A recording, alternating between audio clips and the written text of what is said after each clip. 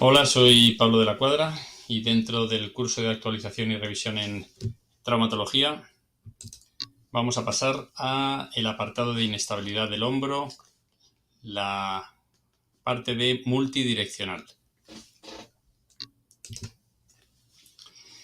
Diremos que no existe consenso en la literatura para definir la inestabilidad glenohumeral y podemos encontrar muy variadas y diferentes definiciones de inestabilidad publicadas en la literatura por expertos, y dentro de estas incluimos incapacidad para mantener centrada la cabeza humeral, déficit funcional o subluxación y luxación, dolor, aumento de la movilidad, aumento de la traslación durante los movimientos de rotación activos.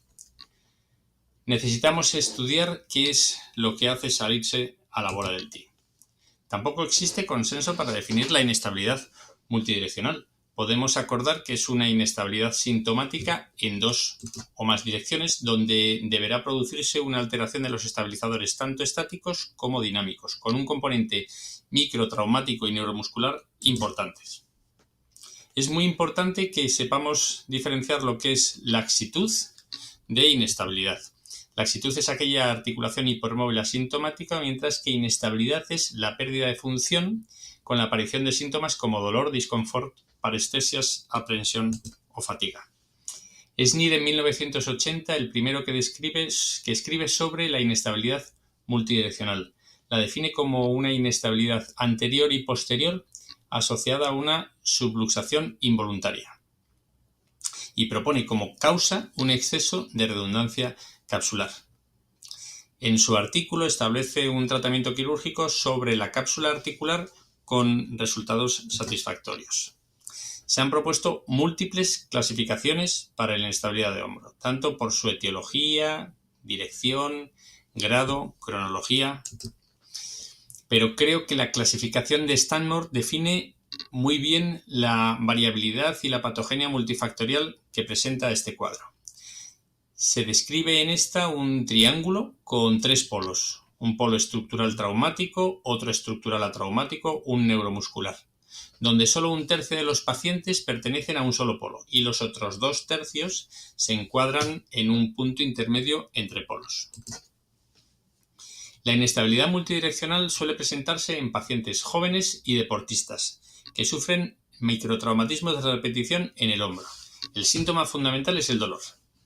Debemos investigar en qué posición o gesto aparece la clínica para asociarlo con su inestabilidad predominante, de tal forma que el dolor al empujar nos orientará hacia patología o inestabilidad posterior, y el dolor en rotación externa y abducción, la posición de armar, nos orientará hacia la inestabilidad anterior. Con la exploración se deben intentar reproducir los síntomas del paciente en las diferentes posiciones o en las diferentes direcciones. Las maniobras de aprensión, cajón y recolocación son fundamentales para identificar la inestabilidad anterior y posterior y diferenciarlas de la hiperlaxitud. Para valorar la inestabilidad o hiperlaxitud inferior se realizan las pruebas de sulcus y el test de Kagey. Es importante valorar también la disquinesia e hiperlaxitud de los pacientes.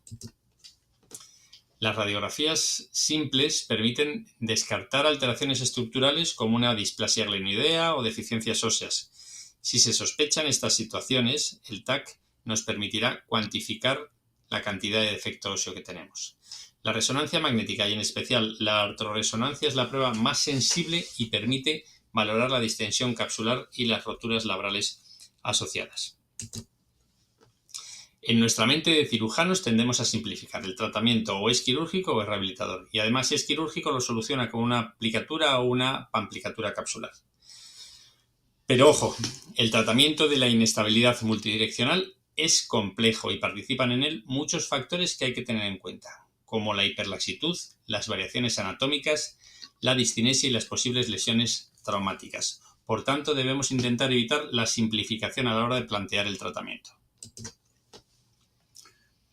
Uno de los puntos que parece claro es que la base del manejo de la inestabilidad multidireccional es el tratamiento no quirúrgico o rehabilitador. Y aunque hemos dejado abierta la puerta para el tratamiento rehabilitador para todos los casos, realmente hay algunos en los que no estaría indicado de inicio. como por ejemplo cuando existe una lesión estructural que produzca una alteración en la cinemática del hombro que impida el tratamiento rehabilitador. El propósito de la fisioterapia es eliminar el dolor y conseguir un control muscular normal. El éxito del tratamiento va a depender de la capacidad que tengamos para identificar las lesiones anatómicas y los patrones de movimiento anormales, para de esta forma poder diseñar los programas de rehabilitación de forma individualizada. Aunque existe una recomendación clara para los tratamientos de ejercicio, no hay una evidencia suficiente para apoyar un programa específico de rehabilitación. Tampoco tenemos suficientes datos para especificar el tipo y el ritmo de los ejercicios que se deben realizar. Aquí tenemos los dos programas de rehabilitación más citados en la literatura. Comentaré 2 pinceladas de cada uno de ellos. Ambos programas tienen una duración de entre 3 y 6 meses. El primero es el programa de Rockwood. Burhead publicó los resultados en 1992 y basa el programa en la potenciación progresiva de la musculatura del manguito y del deltoides. También incluye ejercicios de flexiones en pared y suelo para la estabilización de la escápula. Consta de 2 fases en función de la carga que se emplea. El segundo está descrito por Watson en 2016, es decir, es bastante más reciente, y centra la atención en los ejercicios de entrenamiento de la biomecánica escapular. El programa tiene 6 fases y se basa en la evaluación e intervención continua, lo cual proporciona un programa de ejercicio individualizado para cada paciente que termina con una fase de ejercicio funcional y reincorporación a la actividad deportiva. Para entender el tipo de ejercicios y la finalidad de los mismos, os recomiendo la lectura de este artículo de Miguel Ángel Ruiz Iván. Divide 4 áreas principales a las que se dirigen los ejercicios: la educación postural, la propiocepción, la flexibilidad y el entrenamiento o potenciación muscular. En cuanto a los resultados de los programas de rehabilitación, tenemos disparidad en la literatura. El trabajo de Burhead estudia 140 hombros con 46 meses de seguimiento medio y un buen resultado en el 80% de las inestabilidades atraumáticas. Y por otro lado, el trabajo de Misamori con 64 pacientes y 8 años de seguimiento, es decir, un poco más largo, refiere una mejoría franca de solo el 50% de los pacientes. La duración del tratamiento conservador debería ser entre los 3 y los 6 meses. Tenemos estudios que nos indican que si tras 3 meses de terapia no ha habido mejoría, no conseguirán un beneficio del tratamiento por mucho que lo mantengamos. Y otros recomiendan que el programa de fisioterapia no debe durar menos de 6 meses. La indicación de tratamiento quirúrgico la planteamos cuando el paciente no haya respondido correctamente al tratamiento conservador. La técnica de elección en el tratamiento quirúrgico es la pamplicatura capsular artroscópica, que busca realizar una reparación cápsulo-labral posterior-inferior y anterior-inferior. El objetivo de dicha intervención es reducir el tamaño capsular, especialmente a nivel inferior, tensando el ligamento glenohumeral inferior y reparar las lesiones del labrum que pueda haber. Los resultados de la cirugía artroscópica en el tratamiento de la inestabilidad multidireccional son satisfactorios, con una tasa de recidiva publicada baja, entre el 5 y el 10%.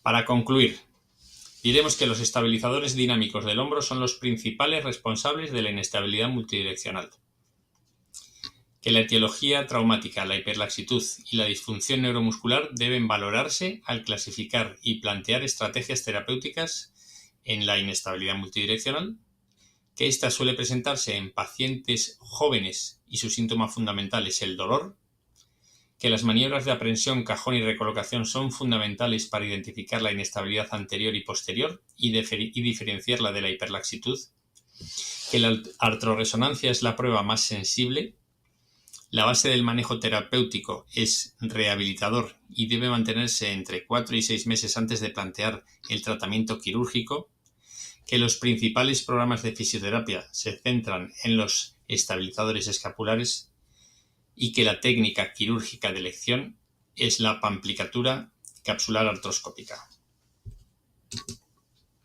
Muchas gracias.